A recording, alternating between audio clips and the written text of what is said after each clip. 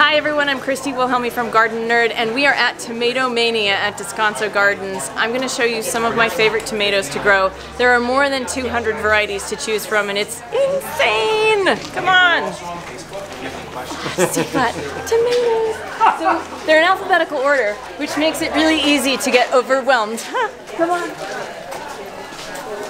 So, let's just talk about one thing. If you live near the coast, it's best to grow smaller tomatoes like cherry tomatoes and grape tomatoes and the plum, or not plum, but teardrop tomatoes. Those will do well with less heat. If you live inland and you get high temperatures, yay to the beefsteak varieties and the bigger tomatoes like that. I also, as a coastal gardener, have had pretty good luck growing San Marzano and plum tomato varieties. So let's check out some of these good varieties here.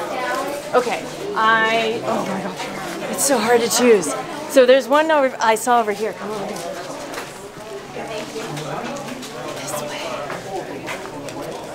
way. So this is where all the black tomatoes are, and there's Brad Gates is sorry, I can't remember his name.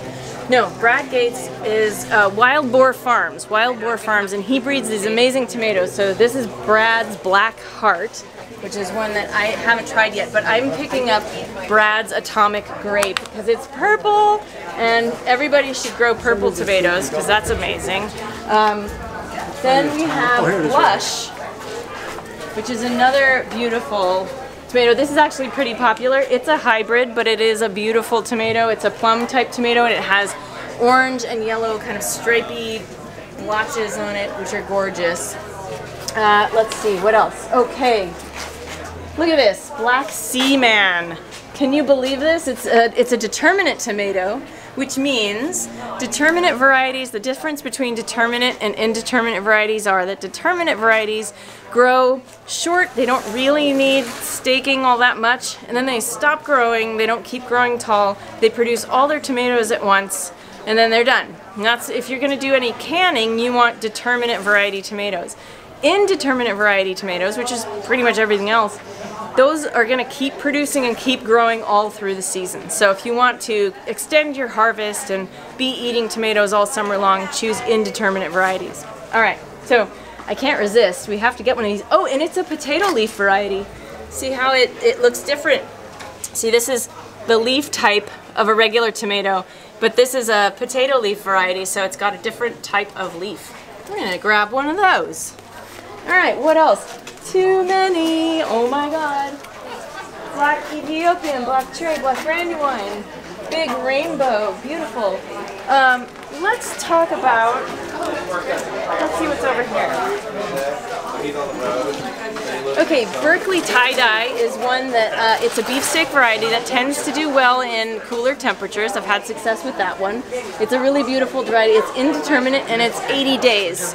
Let's talk a little bit about the days to maturity. If you live in a climate where you don't have a very long summer, you're going to want to choose tomato varieties that are short. Like this is a 68-day variety versus this beefsteak, which is a 90-day variety. So pick tomato varieties that are going to come to maturity before your summer ends. Very important choice to make.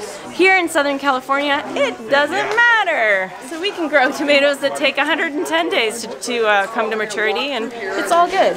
So I love pink Berkeley Tie-Dye. That's one we'll pick. Just get one of these. And, oh, Azoychka.